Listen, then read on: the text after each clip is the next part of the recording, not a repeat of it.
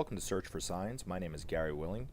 If this information interests you, please press the like and subscribe button and press the bell for notifications. Are you one of these people who believe in angels? Now, you may or may not.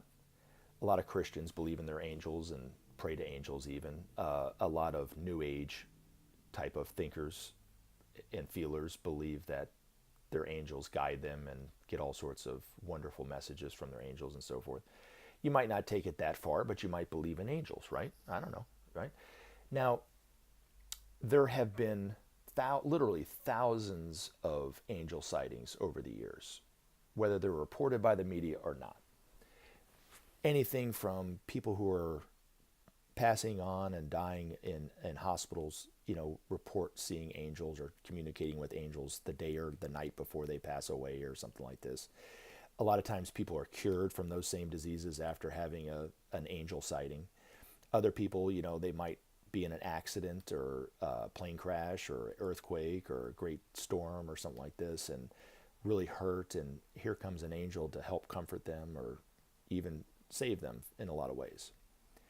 Now, so angel sightings are one of the many signs that are going on right now. Now, unfortunately, most people view it as separate and unrelated to, let's say, UFOs or crop circles or even Maitreya being on TV, but yet they're all related.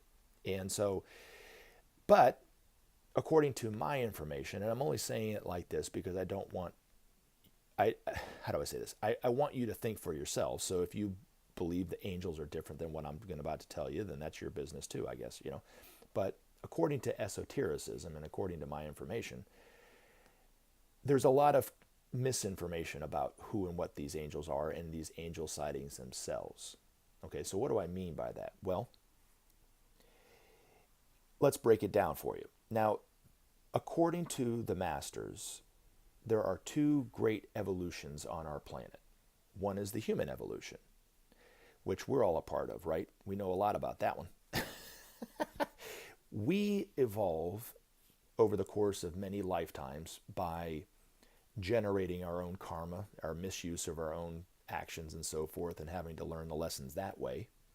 But we evolve through the use and the faculty of our mind.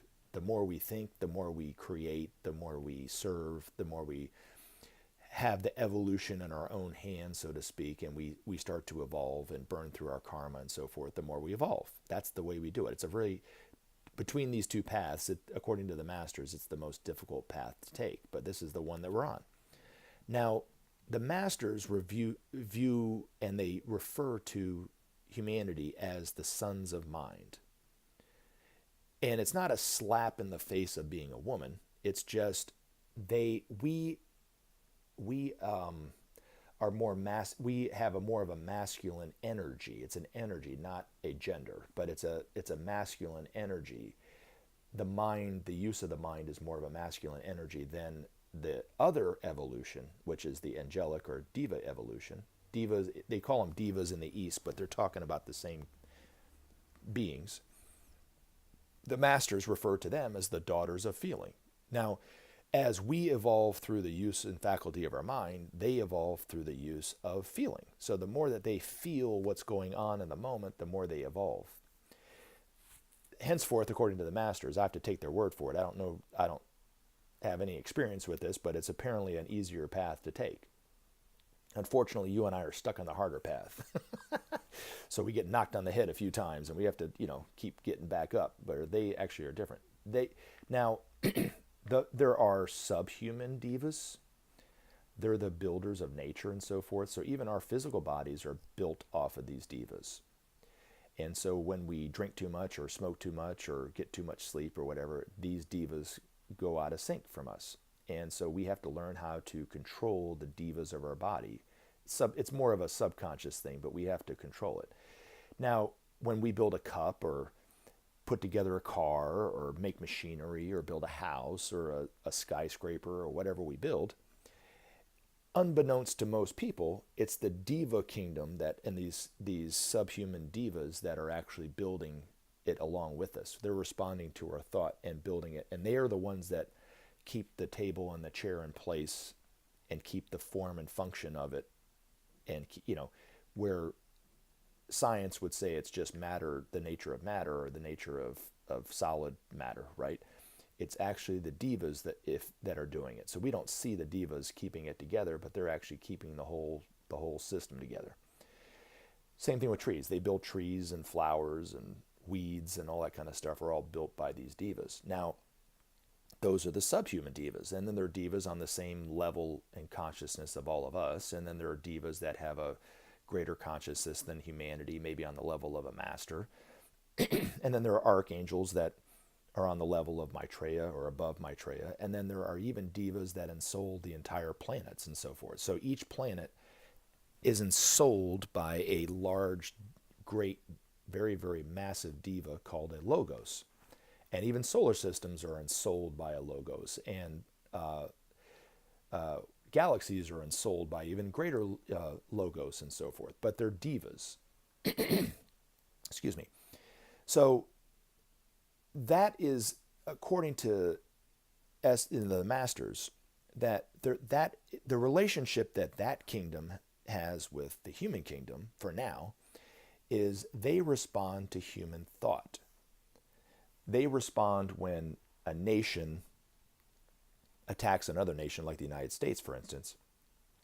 It's the divas that go out of sync. And the reason why we have, let's say, a hurricane that would normally be a category 1 or 2 becomes a category 4 or 5 is because of that country's misuse of its own thought.